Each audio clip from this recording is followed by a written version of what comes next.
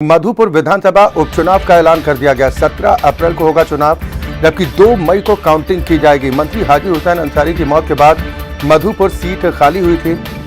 अब बड़ी खबर आपको बता रहे हैं, 17 अप्रैल को चुनाव होगा, जबकि 2 मई को काउंटिंग की जाएगी। मधुपुर विधानसभा उपचुनाव को लेकर अब तारीख का ऐलान कर दिया गया। दरअसल मंत्री हाजी हुसैन अंसारी की मौत के बाद मधुपुर की सीट खाली हुई थी। अब इस सीट पर चुनाव का ऐलान कर दिया गया है। 17 अप्रैल को वोट डाले जाएंगे, जबकि काउंटिंग 2 मई को की जाएगी।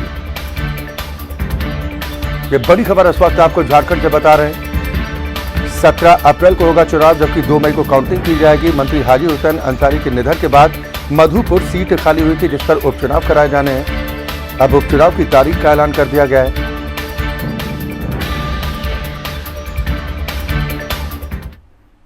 उधर झारखंड विधानसभा बजट सत्र के 11वें दिन भी सदन में विपक्ष की ओर से जमकर हंगामा किया गया। सदन में आज बालू के अवैध खनन और तस्करी के मुद्दे पर विपक्षी सदस्यों ने जोरदार हंगामा किया। विपक्षी सदस्यों के हंगामे की वजह से प्रश्नोत्तर काल की कार्यवाही विधानसभा अध्यक्ष ने स्थगित कर दी, जिसके बाद फिर से सदन की कार्रवाई जैसे ही शुरू हुई तो बोकारो से बीजेपी के विधायक बिरंची नारायण ने प्रदेश में बालू के अवैध खनन, तस्करी और सूबे के थानों की ओर से इसको लेकर क्षेत्र के बेरोजगार युवाओं और उनके ट्रैक्टर को पकड़ अवैध उगाही का मुद्दा उठाया। इस मुद्दे पर बीजेपी के विधायकों ने वेल में आकर हंगामा किया। चलिए, हमारी ये लूट की प्रक्रिया कब से? आजसू पार्टी ने गोड्डा जिले में पार्टी के जनाधार को मजबूत करने को लेकर 1 दिवसीय सम्मेलन का आयोजन किया। इस दौरान सम्मेलन में जिले भर से सैकड़ों की संख्या में कार्यकर्ताओं ने हिस्सा लिया। तो वहीं सम्मेलन में पहुंचे केंद्रीय सचिव ने पार्टी के लिए नई कमेटी बनाकर गांव-गांव में कार्यकर्ता खड़ा करने की बात कही।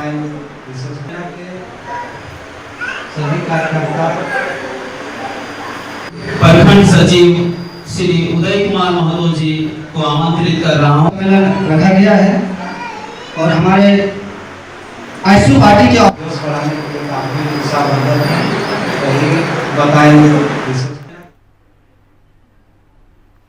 उधर पुलिस ने निरसा थाना क्षेत्र अंतर्गत बंगालपाड़ा से साइबर क्राइम के मामले में 2 आरोपियों को गिरफ्तार कर जेल भेज दिया है। मामला साइबर क्राइम के जरिए एक मोटी रकम की धोखाधड़ी का बताया जा रहा है। आपको बता दें कि निरसा के अंसार मोहल्ला निवासी सलमान अंसारी ने साइबर थाने में आरोपियों के विरुद्ध लिखित शिकायत दर्ज करवाई थी, जिसके बाद साइबर पुलिस ने कार्रवाई करते हुए पुलिस की मदद से बंगालपाड़ा के रहने वाले आनंद रवानी और उपदेश कुमार रवानी को उनके घर से पकड़कर आज सलाखों के पीछे पहुंचा दिया है। वही मामले में मुख्य रूप से गिरोह का सरगना विकास साहू को नामजद अभियुक्त बनाकर उसकी तलाश पुलिस की ओर से की जा रही है। धोखाधड़ी की रकम का खुलासा बैंक खुलने के बाद ही स्पष्ट रूप से साइबर थाने की ओर से किया जाएगा।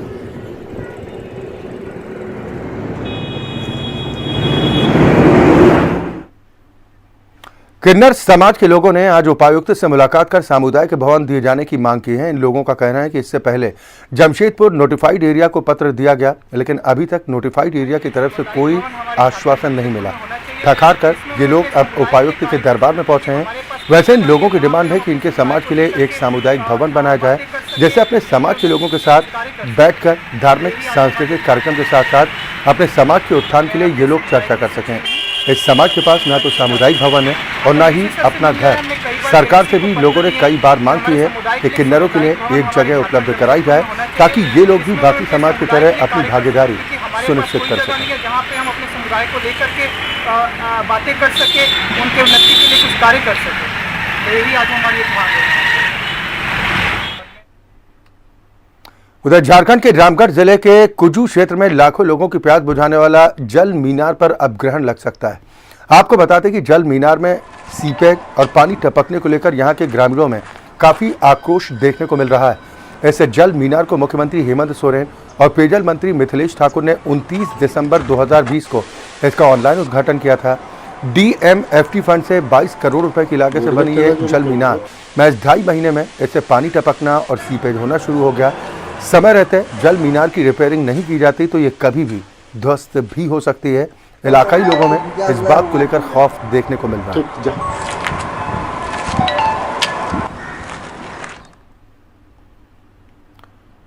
उधर झारखंड के बोकारो में ट्यूशन फीस की बढ़ोतरी के साथ अन्य चार्ज लगाए जाने के विरोध में अभिभावकों ने सेंट जेवियर स्कूल में जमकर हंगामा किया, जिसके बाद सिटी थाना पुलिस मौके पर पहुंचे। पुलिस के सामने अभिभावकों ने आरोप लगाया कि ट्यूशन फीस में अचानक 1100 रुपए बढ़ाए जाने को लेकर ये विरोध किया जा रहा है। आपको बता दें कि बोकारो के सेक्टर 1 स्थित सेंट जेवियर स्कूल के बच्चों की ट्यूशन फीस के अलावा अलग से चार्ज ले जाने के विरोध में अभिभावकों ने स्कूल पहुंचकर जमकर हंगामा किया। वहीं इस मौके पर झारखंड अभिभावक महासंघ ने भी इस पर आपत्ति जताते हुए इसका विरोध किया। आपको बता दें कि पिछले कई महीनों से अभिभावक संघ भी अभिभावकों के साथ मिलकर उनकी समस्याओं को लेकर आवाज उठाता रहा और सेंट जेवियर स्कूल के इस रवैये का विरोध भी कर रहा है।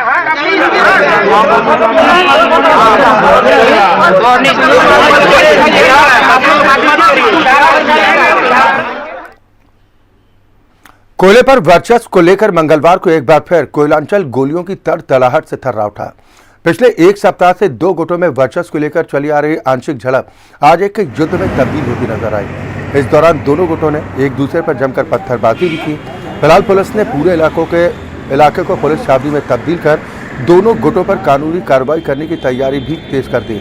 आपको बता दें कि धनबाद के बागमारा स्थित BCCL बरोरा एरिया के मुराई कोलियारी में आज विधायक दुल्लू महतो गुट और झामुमो नेता कारू यादव के गुट आपस में भिड़ गए। इस दौरान दोनों तरफ से मौके पर जुटे लोगों ने पहले एक दूसरे पर पत्थरों से हमला किया और इसके बाद गोलियों की तड़तड़ाहट भी सुनाई।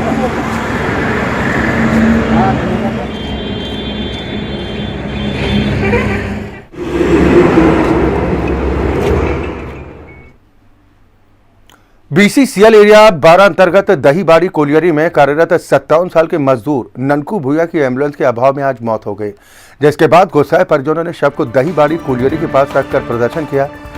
इधर घटना की जानकारी मिलते ही पुलिस मौके पर पहुंचे और परिजनों को किसी तरह समझा बुझाकर शांत कराया।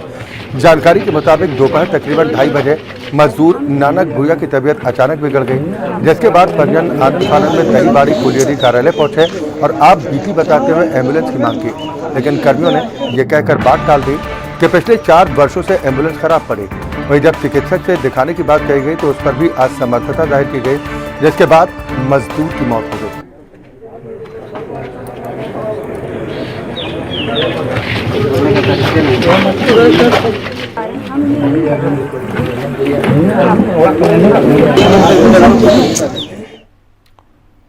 उधर मैथन टोल प्लाजा में सोमवार को ट्रक चालक ने टोल कर्मी पर पिस्टल तान दी, जिससे अफरा तफरी मच गई। बताया जा रहा है कि दिल्ली कोलकाता लेन नंबर 3 में बिना फास्टैग का ट्रक दाखिल हो गया। टोल कर्मी रवि बर्नवाल की ओर से जब उसे टोल के पैसे मांगे गए तो दोनों के बीच में थोड़ी कहासुनी हो गई, जिसके बाद उसने टोल कर्मी के ऊपर पिस्टल तान दी। इस घटना की सूचना टोल प्रबंधक रंजय सिंह को मिलते ही उन्होंने इस बात की सूचना मैथन थाना पुलिस को दी। सूचना मिलते ही थाना प्रभारी ने त्वरित कार्रवाई करते हुए इसकी सूचना बंगाल पुलिस को दी। थाना प्रभारी माइकल कोरा ने कहा कि टोल प्रबंधक की लिखित शिकायत पर अब कार्रवाई की जा रही है।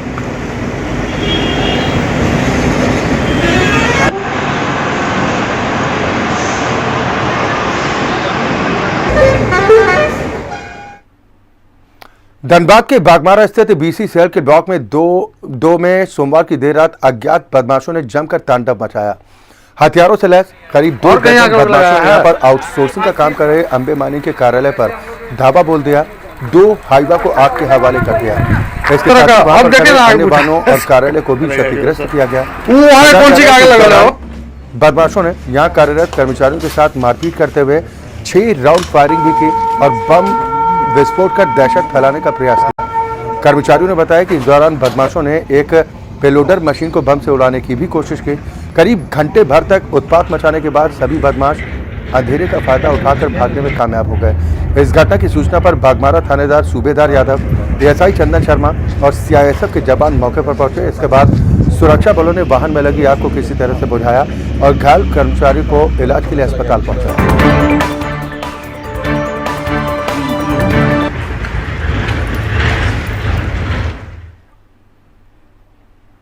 उधर देवघर के शहरी इलाके से लगातार मोबाइल लूट की वारदात के बाद पुलिस ने अंतरराज्यीय गिरोह का पर्दाफाश करते हुए 6 बदमाशों को गिरफ्तार किया है।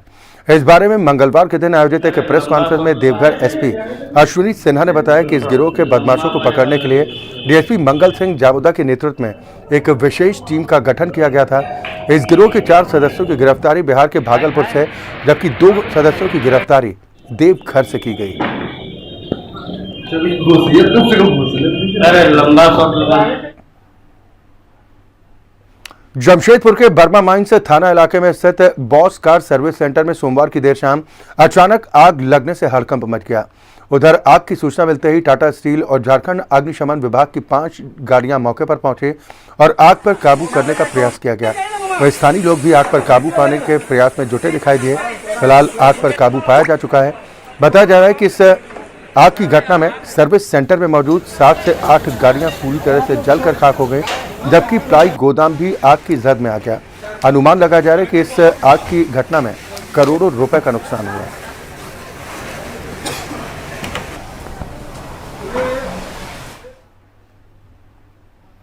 उधर कांग्रेस विधायक इरफान अंसारी ने सदन के अंदर देवघर सिविल सर्जन को आरएसएस का एजेंट करार दिया, जिसका जवाब देते हुए भानु प्रताप शाही ने इरफान अंसारी को आईएसआई और स्लीपर सेल का एजेंट बता दिया। विधानसभा के बाहर भी बीजेपी विधायक भानु प्रताप शाही ने कहा कि एक सिविल सर्जन को इरफान अंसारी ने आरएसएस का एजेंट बता दिया। एक सिविल सर्जन अगर आरएसएस की शाखा में जाते हैं तो क्या ये राष्ट्र विरोधी गतिविधि? कहा था कि पदाधिकारियों को लेने का काम किया, उन्होंने सवाल उठाया। देखिए, यही तो उन्होंने एक सिविल सर्जन एजेंट है, वो आरएसएस की शाखा में जा चुका है, उसका प्रमाण है मेरे पास। इसलिए मैंने ये बात को कहा था कि पदाधिकारियों को लेने का काम किया, उन्होंने सवाल उठाया। देखिए, यही तो उन्होंने एक सिविल सर्जन एजेंट है, वो आरएसएस की शाखा में जा चुका है, उसका प्रमाण है मेरे पास। इसलिए मैंने ये बात को कहा था कि खबरों में आगे बढ़ेंगे, बात करेंगे एक और बड़ी खबर की, और ये बड़ी खबर झारखंड के लोहरदगा से आपको बता रहे हैं। इस वक्त की बड़ी खबर आ रही है, जहां पर माओवादियों ने 2 ट्रैक्टर, रोड रोलर और बाइक को आग के हवाले कर दिया। सड़क निर्माण करा रहे गरबा मुंशी को भी इन माओवादियों की तरफ से अगवा कर लिया गया। ये तस्वीर आप देख पा रहे हैं, झारखंड के लोहरदगा की तस्वीर आपको दिखा रहे हैं, जहां पर माओवादियों ने 2 ट्रैक्टर, रोड रोलर और बाइक को आग के हवाले कर दिया। माओवादियों का आतंक किस तरह से यहाँ पर देखने को मिलता है, इसकी बानगी एक बार फिर देखने को मिली। तस्वीरें आपकी टेलीविजन स्क्रीन पर है। यहाँ पर कई वाहनों को आग के हवाले कर दिया गया। झारखंड के लोहरदगा से ये तस्वीरें आप अपनी टेलीविजन स्क्रीन पर देख पा रहे हैं। यहाँ पर माओवादियों का आतंक किस तरह से देखने को मिला है। यहाँ पर कई वाहनों को आग के हवाले कर दिया गया। निर्माण कार्य को बाधित करने का प्रयास किया गया।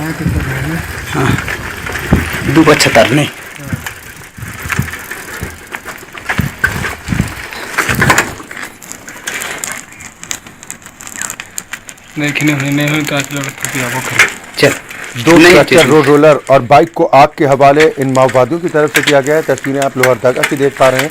यहाँ पर सड़क निर्माण करा रहे गरबा मुंशी को भी इन माओवादियों की तरफ से अगवा किया गया। फिलहाल अब इससे पूरे मामले को लेकर पुलिस की तरफ से छानबीन की जा रही है।